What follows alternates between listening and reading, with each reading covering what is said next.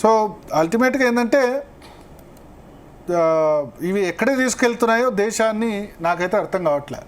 ఒక రాష్ట్రం చూసి ఇంకో రాష్ట్రం, మిగిలింది సౌత్ లేనిది కేరళ ఒకటే, ఆంధ్రప్రదేశ్, తెలంగాణ, కర్ణాటక ఇచ్చేసింది, తమిళనాడు, కేరళ కూడా ఇచ్చేస్తే సౌత్ ఇండియా సంపూర్ణం ఇంకా ఫ్రీ బస్. కొన్ని కళ్యాణ్ లక్ష్మి, షాదీ ముబారక్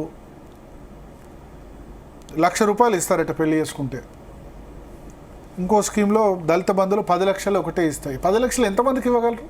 ఆ స్కీమే ఒడగొట్టింది కేసీఆర్ను. ఒక్కరికి ఇస్తే 10 మంది సమాజంలో కులుబడే వాళ్ళు ఉంటారు. ఒక కుటుంబాన్ని లిఫ్ట్ ఇవ్వాలంటే ఆయనకు ఒక్కడికి ఇచ్చి మాకు ఇవ్వలేదని చెప్పి ఆయన చెప్పి ఒడగట్టించుకున్నారు. దళిత బంధు, బీసీ బంధు కింద ₹1,00,000 సాయం ఒకటి చేస్తే 10 మందికి రాలేదు, వాళ్ళంతా కలిసి తుక్కు ఒడగొట్టారు. నాకు ఇది ఎవరో కాదు, బీఆర్ఎస్ ఎమ్మెల్యేలు చెప్పారు. బీఆర్ఎస్ ఎమ్మెల్యేలు వాళ్ళ అధినేత ముందే వాళ్ళ ముందే మాట్లాడుకున్నారు, ఇవి చెప్పి మరి ఓడగొట్టించుకున్నామని చెప్పి. సో సాచ్యురేషన్ పాయింట్ ఆఫ్ వ్యూలో ఇస్తేనే ఏ వెల్ఫేర్ స్కీమ్ అయినా ఇంప్లిమెంట్ అవుద్ది.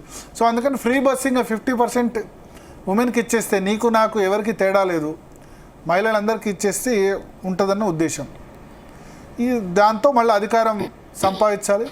అధికారం సంపాదించి మళ్ళీ గెలవాలి. మళ్ళీ ఎన్నికలు గెలిచేందుకోసం ఈ రాజకీయ నాయకులు ఏమైనా చేస్తారు. జగన్ నవరత్నాలు అంటాడు. జగన్ నవరత్నాలు ఇచ్చినప్పుడు వీళ్ళు రాష్ట్రాన్ని శ్రీలంక చేస్తున్నారు, ఆఫ్ఘనిస్తాన్ చేస్తున్నారు, బంగ్లాదేశ్ చేస్తున్నారు అని టీడీపీ ఆరోపించింది. చంద్రబాబు నాయుడు కొంచెం ఆయన ఫ్రీ బీస్కు వ్యతిరేకం అనేవాడు. ఇప్పుడు ఆయన కూడా మారిపోయినాడు. నేను మారిపోయినా అంటే ఈ విధంగా మారిపోయినాడు. ఆయన కూడా ఫ్రీ బీస్, ఆయన నవరత్నాలనే పేరు మార్చి ఇప్పుడు వాళ్ళు అమ్మ ఒడి అంటే ఇంకో పథకం పెట్టి ఆయన చదువు కోసం మీ ఇంట్లో ఎంతమంది పిల్లలున్నా ఇచ్చేస్తున్నా అని చెప్పి ఏదో అంటే చెప్పడానికి ఏంటంటే చదువు కోసం అని చెప్పి. అందుకని ఇప్పుడు శ్రీలంక కాదా, ఆఫ్ఘనిస్తాన్ కాదా? అప్పుడు తెలుగుదేశం వాళ్ళు అన్నారు కదా, రాష్ట్రం ఆంధ్రప్రదేశ్ శ్రీలంక అవుతుందా, ఆఫ్ఘనిస్తాన్ అవుతుందా, అప్పులను మొత్తం ముంచేస్తారా? ఇప్పుడు ఈ పథకాలన్నిటితో శ్రీలంక కాదా, ఆఫ్ఘనిస్తాన్ కాదా? ఇవన్నీ మంచి పథకాలా? అధికారం కోసం తప్పదు. సూపర్ 6 హామీలు, ఆయన నవరత్నాలు అనేందుకు వీళ్ళు సూపర్ 6 ఇవ్వాల్సి వచ్చింది.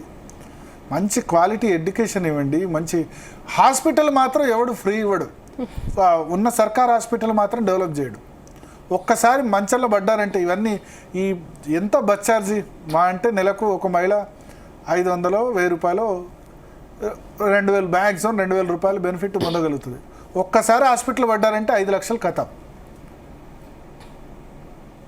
5 ఏళ్లలో ఒక్కసారి హాస్పిటల్ పడితే 5 లక్షలు కథం.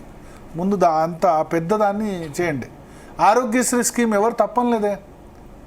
బీమా అందరికి ఇస్తే అందరు మంచిది అన్నారు కదా, రాజశేఖర రెడ్డి స్టార్ట్ చేసింది. నీ ప్రజలందరికీ బీమా ఇవ్వండి వాళ్ళకి, ఎందుకంటే హెల్త్ వాంటెడ్. కేసీఆర్ కూడా రైతు బీమా అని ఇంప్లిమెంట్ చేశాడు. రైతులు ఎవరు చనిపోయినా 5 లక్షలు. అంటే బాధలో ఉన్న కుటుంబానికి మీరు శాంతం ఇవ్వండి. ఆరోగ్యశ్రీని మొత్తం నిర్వీర్యం చేసే ప్రభుత్వాలు. హాస్పిటల్కు బకాయిలు కట్టక తెలంగాణలో నిమ్స్కు మించి నిమ్సు, గాంధీ తప్ప ఎవడు ఆరోగ్యశ్రీ కార్డు పట్టించుకోడు. అక్కడ ఆంధ్రప్రదేశ్లో కూడా అంతే. జగన్ తండ్రి స్టార్ట్ చేసిన స్కీమ్ ఆరోగ్యశ్రీని జగన్ నిర్వీర్యం చేశాడు. ఇంకా వీళ్ళు ఇప్పుడు ఎన్టీఆర్ ఆరోగ్యశ్రీని వాళ్ళు చేంజ్ చేశారు.